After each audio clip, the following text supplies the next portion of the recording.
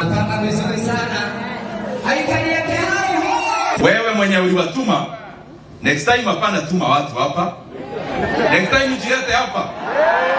Tuonane na wewe macho kwa macho. Hapa hakuna watu ya kutishatisha. Wasione ati mmenilea vizuri, mimi ninaheshimu watu, wafikiria sijui nini namna gani.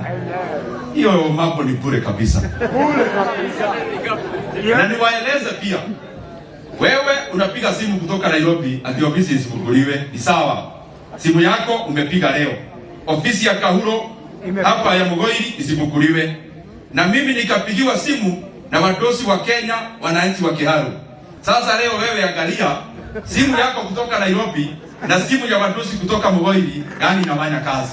Pia wabuke wenye hawafanyi kazi wawe kama mfano wa Kiharu, lakini wewe unang'ang'ana tu na mheshimiwa mwenye anafanya kazi.